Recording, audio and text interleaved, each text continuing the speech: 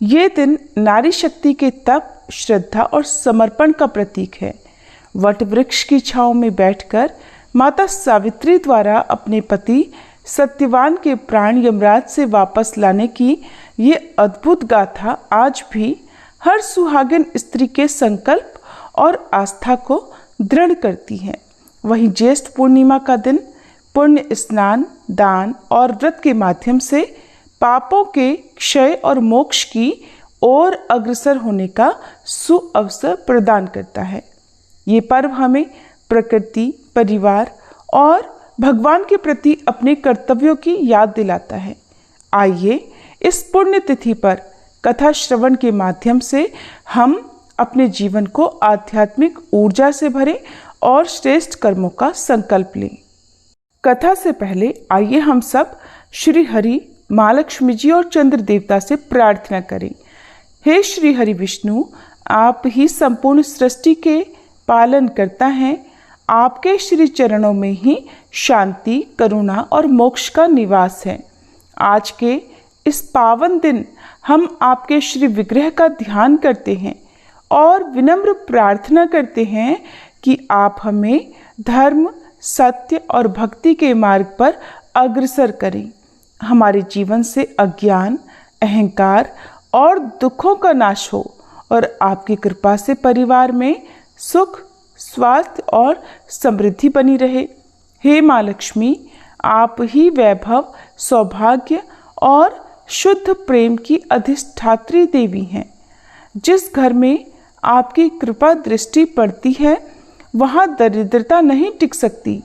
आपकी कृपा से हम सभी के घरों में अखंड सौभाग्य का वास हो। स्त्रियों में सावित्री जैसी श्रद्धा और पतिव्रता धर्म की भावना जागे और हर मन में सेवा और समर्पण का दीप जले। हे चंद्रदेव, आप शीतलता, सौम्यता और मन की स्थिरता के प्रतीक हैं। आप ही की कलाओं से ये सृष्टि संचालित होती है। आज की पूर्णिमा के दिन आपके तेज से हम सब का चित्त शांत हो, कलह मिटे, मानसिक संतुलन प्राप्त हो और जीवन में चंद्रमा की तरह मधुरता और संतुलन बना रहे।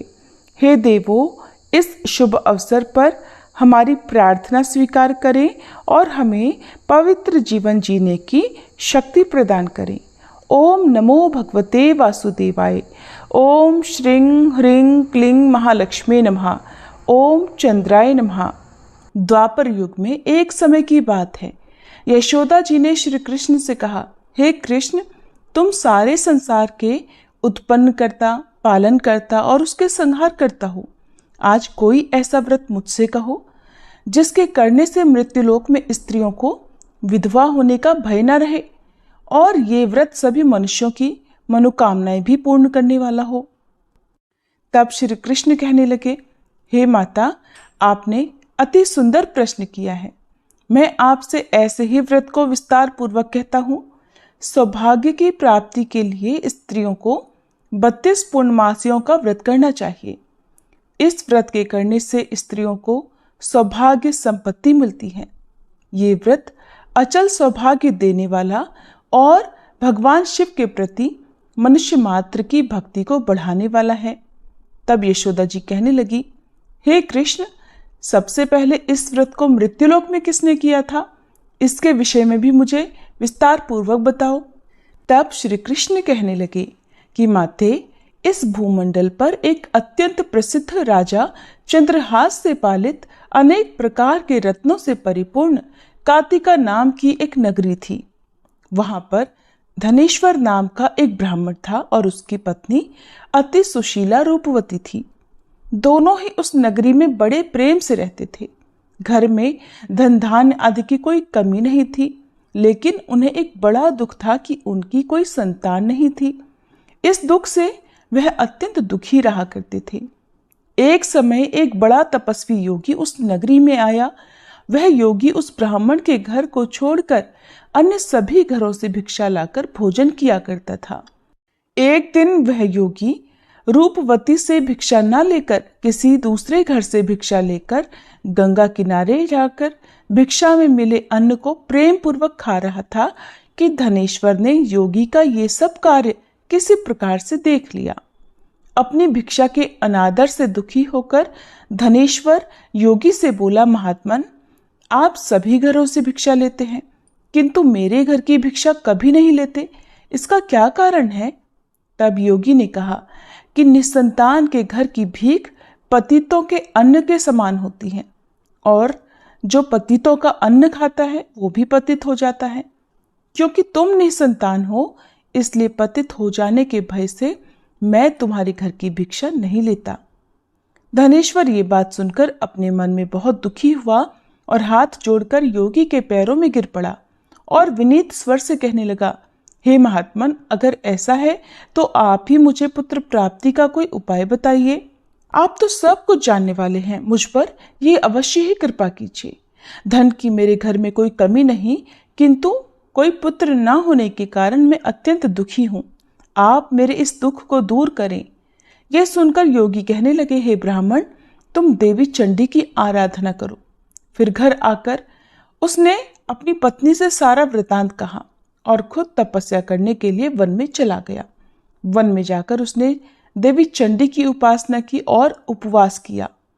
चंडी देवी ने 16वें दिन उसको स्वप्न में दर्शन दिए और कहा, हे धनेश्वर, जा तेरे पुत्र होगा, परंतु वह 16 वर्ष की आयु में ही मृत्यु को प्राप्त हो जाएगा। अगर तुम दोनों पति पत्नी 32 पूर्णमासियों का व्रत विधि पूर्वक करोगे तो वह दीर्घायु होगा। जितनी तुम्हारी सामर्थ्य हो आटे के उतने दिए बनाकर शिवजी का पूजन करना, किंतु पूर्णमासी को 32 की संख्या पूरी हो जानी चाहिए। प्रातःकाल होने पर इस स्थान के पास ही तुम्हें आम का एक वृक्ष दिखाई देगा। उस पर चढ़कर तुम एक फल तोड़कर जल्दी अपने घर चले जाना और अपनी पत्नी से सारा वृत्तांत कहना। ऋतु स्नान के बाद वह स्वच्छ होकर श्री शंकर जी का ध्यान करके उस फल को खा लेगी। तब शंकर भगवान की कृपा से उसको गर्भ ठहर जाएगा। जब वह ब्राह्मण प्रातःकाल उठा तो उसने उस स्थान के पास ही आम का एक वृक्ष देखा जिस पर अत्यंत सुंदर आम का एक फल लगा हुआ था। ब्राह्मण ने उस आम के वृक्ष पर चढ़कर फल को तोड़ने का प्रयास किया, किंतु वृक्ष पर कई बार प्रयास करने पर भी वह नहीं चढ़ पाया। अब तो ब्राह्मण को बड़ी चिंता हुई। तब वह विघ्न विनाशक श्री गणेश जी की वंदना करने लगा कि हे दयानिधे, अपने भक्तों के विघ्नों का नाश करके उनके मंगल कार्य को करने वाले, दुष्टों का नाश करने वाले, रिद्धि सिद्धि के देने वाले, आप मुझ पर कृपा करें। प्रभु, मुझे इतना बल दें कि मैं अपने मनोरथ को पूर्ण कर सकूं। इस प्रकार सच्चे मन से गणेश भगवान की प्रार्थना करने पर वह भगवान की कृपा से वृक्ष पर चढ़ गया। वृक्ष पर से फल तोड़कर उसने घर आकर अपनी पत्नी को वह फल लाकर दे दिया और उसकी पत्नी ने अपने पति के कहे अनुसार उस फल को खा लिया और वह गर्भवती हो गई।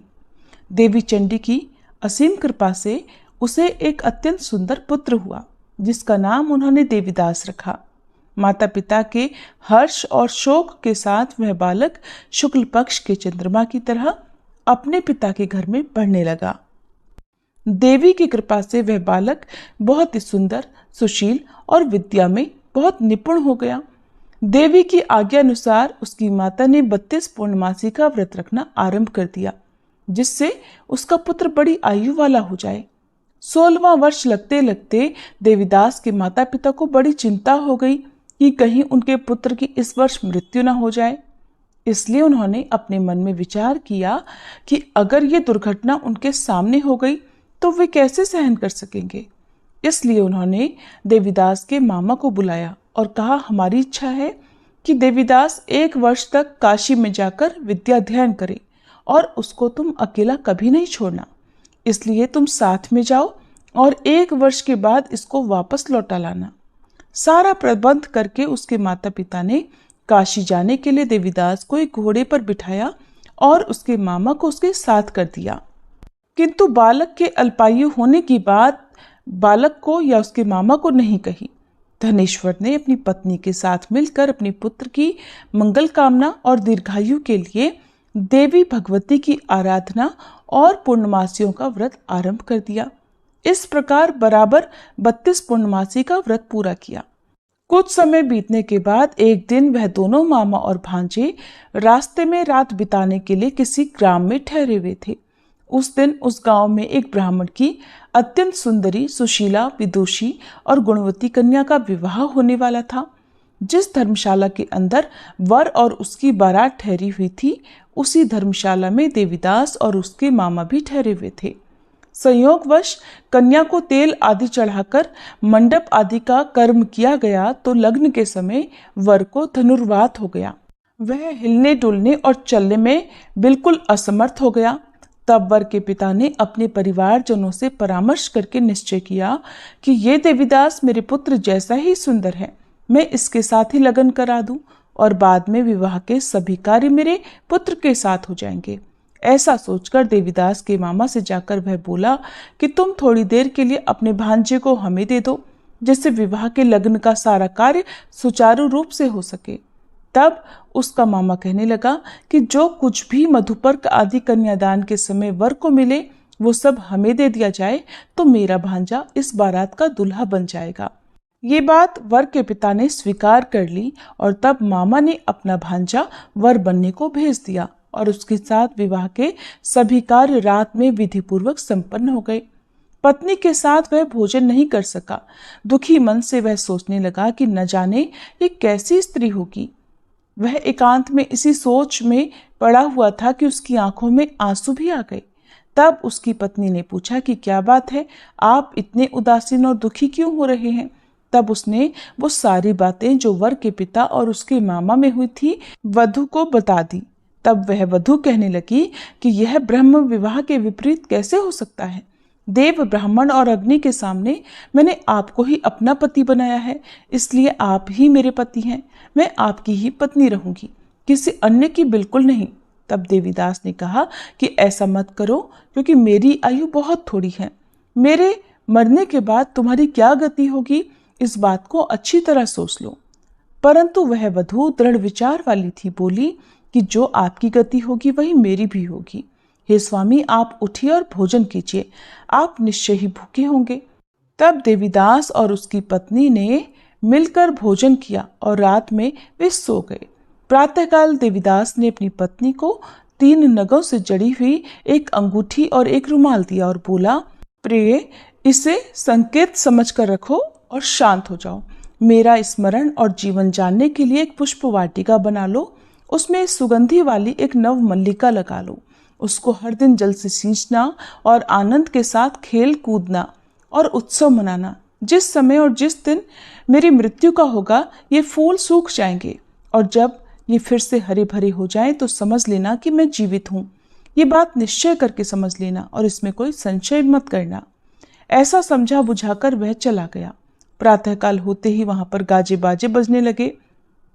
जिस समय विवाह के कार्य समाप्त करने के लिए वर तथा सब बाराती मंडप में आए तो कन्या ने वर को भली प्रकार से देखकर अपने पिता से कहा कि ये मेरा पति नहीं है।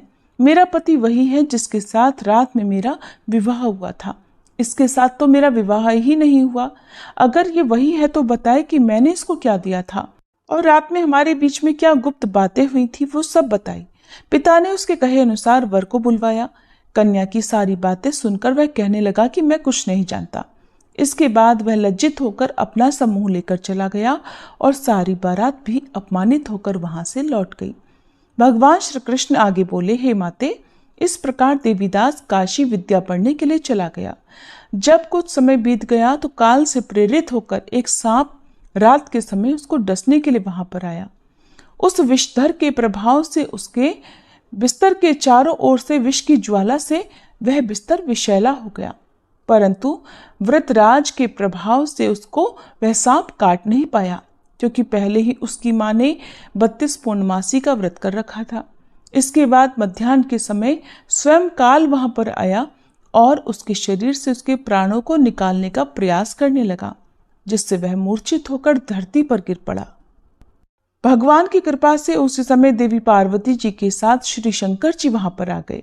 उसको मूर्छित दशा में देखकर देवी पार्वती ने भगवान से प्रार्थना की, हे प्रभु, इस बालक की माता ने पहले 32 पूर्णमासी का व्रत किया था, जिसके प्रभाव से हे भगवान अब आप इसको प्राणदान दे दीजिए। देवी के कहने पर भक्त वत्सल भगवान ने उस बालक को प्राणदान दे दिया। इस व्रत के प्रभाव से काल को भी पीछे हटना पड़ा और देवीदास स्वस्थ होकर बैठ गया।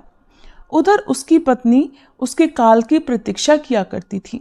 एक दिन उसने देखा कि उस पुष्प वाटिका में पत्र पुष्प कुछ भी नहीं रहे, सब कुछ सूख कर नष्ट हो गए हैं। तो उसे बड़ा आश्चर्य हुआ, किंतु कुछ ही क्षण में वह सब वाटिका पहले की तरह हरी भरी हो गई। तब वह समझ गई कि उसके पति पुनर्जीवित हो गए हैं। ये देखकर वह बहुत प्रसन्न होकर अपने पिता से कहने लगी, पिताजी, मेरे पति जीवित हैं, आप उनको ढूंढिए। जब 16वां वर्ष बीत गया तो देवीदास भी अपने मामा के साथ काशी से वापस अपने घर के लिए चल पड़ा। इधर उसके ससुर उसको ढूंढने के लिए घर से जाने ही वाले थे कि वह दोनों मामा भांजा वहीं पर आ गए। उसको आया देखकर उसका ससुर बड़ी प्रसन्नता के साथ उसे अपने घर में ले गया। उस समय नगर के निवासी भी वहां इकट्ठा हो गए और फिर सब ने निश्चय किया कि अवश्य ही इस बालक के साथ इसी कन्या का विवाह हुआ था। उस बालक को जब कन्या ने देखा तो पहचान लिया और कहा कि ये तो वही है जो संकेत करके गए थे। फिर सब कहने लगे कि भला हुआ जो ये आ गया, और तब सब नगरवासियों ने खूब आनंद मनाया। कुछ दिन के बाद देवीदास अपनी पत्नी और अपने मामा के साथ अपने ससुर के घर से बहुत सारा उपहार लेकर अपने घर की ओर चल पड़ा। जब वह अपने नगर के निकट गया तो कई लोगों ने उसे देखकर उसके माता पिता को पहले ही जाकर सूचना दे दी कि तुम्हारा पुत्र देवीदास अपनी पत्नी और मामा के साथ आ रहा है। ऐसा सुनकर पहले तो उन्हें विश्वास ही नहीं हुआ, किंतु जब और लोगों ने भी आकर उनकी बात का समर्थन किया तब उन्हें बड़ा आश्चर्य हुआ। इतने में ही देवीदास भी अपने घर पहुंच गया और देवीदास ने अपने माता पिता के चरणों में सिर रखकर प्रणाम किया और उसकी पत्नी ने भी अपने सास ससुर के चरणों को स्पर्श किया। तो माता पिता ने अपने पुत्र और पुत्रवधू को अपने हृदय से लगा लिया और सबकी आंखों से प्रेम के आंसू बहने लगे। अपने पुत्र और पुत्रवधू के आने की खुशी में धनेश्वर ने बड़ा भारी उत्सव किया और ब्राह्मणों को भी बहुत सी दान दक्षिणा देकर प्रसन्न किया। भगवान श्री कृष्ण कहने लगे, माते, इस प्रकार धनेश्वर 32 पूर्णमासियों के व्रत के प्रभाव से पुत्रवान हो गया। जो भी स्त्रियां इस व्रत को करती हैं वे जन्म जन्मांतर में भी वैधव्य का दुख नहीं भोगती और सदैव सौभाग्यवती रहती है। ये मेरा वचन है, इसमें कोई संदेह नहीं। यह व्रत पुत्र पौत्रों को देने वाला तथा संपूर्ण मनोकामनाओं को पूर्ण करने वाला है। 32 पूर्णमासियों के व्रत करने से व्रती की सारी इच्छाएं भगवान की कृपा से पूर्ण हो जाती हैं।